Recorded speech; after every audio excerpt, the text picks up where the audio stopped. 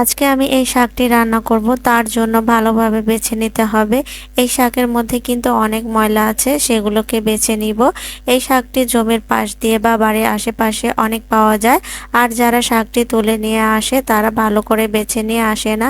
এই শাকটি নুনখোর বা নুনি শাক বলে পরিচিত। এই শাকটি ছোট হওয়ায় একটা একটা করে বেছে নিতে অনেক সময় লাগবে। আর অনেক সময় লাগলেও এই শাকের ভেতর থেকে ময়লাগুলো অবশ্যই ফেলে দিতে হবে, নইলে খেতে ভালো লাগবে না। এই শাকটির পাতা বা ডাঁটা অনেক নরম আর খেতে কিন্তু ভীষণ মজার। যারা খেয়েছেন এই শাকটি তারাই বুঝতে পারবেন।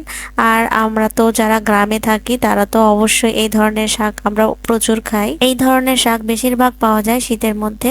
শীতের সকালে এই ধরনের শাক বিক্রি হয় বেশি।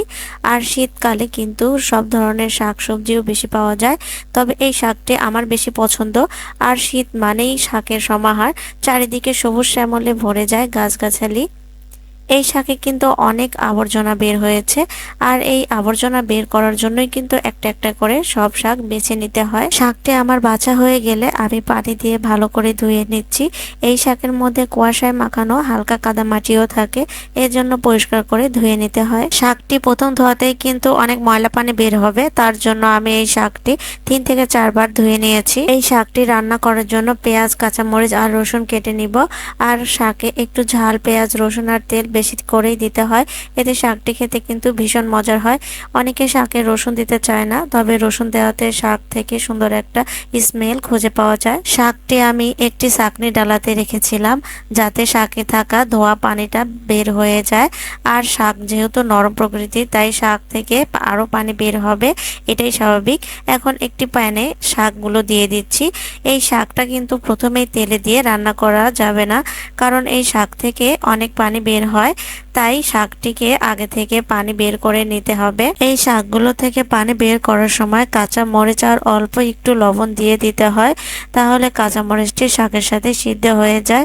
শাকগুলো থেকে পানি বের করা হয়ে গেলে এখন একটি বাড়িতে তুলে নিচ্ছি। আমি কিন্তু শাক থেকে বের হওয়া পানি কিন্তু ফেলে দিইনি, শুকিয়ে নিয়েছি, কারণ এই পানিতে প্রচুর পরিমাণে ভিটামিন থাকে। এখন প্যানে তেল দিয়ে 2টা শুকনা মরিচ ভেঙে দিয়ে ভেজে নিচ্ছি। এই শুকনা মরিচটি লাল করে ভেজে নিতে হবে।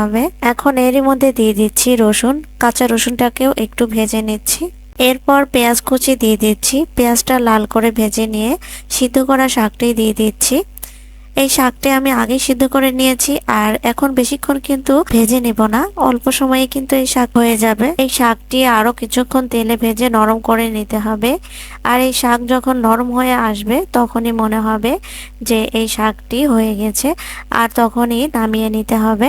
অনেক কথা বলতে বলতে শাকটি আমার হয়ে গেছে। এই শাকটি কিন্তু অনেক নরম তুলতুলে হয়েছে, আর খেতে কিন্তু ভীষণ মজার। এতক্ষণ আমার এই ভিডিওটির সাথে থাকার জন্য সবাইকে অনেক ধন্যবাদ। আর যারা আমার ইউটিউব চ্যানেল থেকে এই ভিডিওটি দেখছেন তারা অবশ্যই সাবস্ক্রাইব করে দিবেন। আর ফেসবুক পেজ থেকে দেখে থাকলে অবশ্যই ফলো করে দিবেন। তো সবার সুস্থতা কামনা করে আজকের মতো বিদায় নিচ্ছি। আল্লাহ হাফেজ।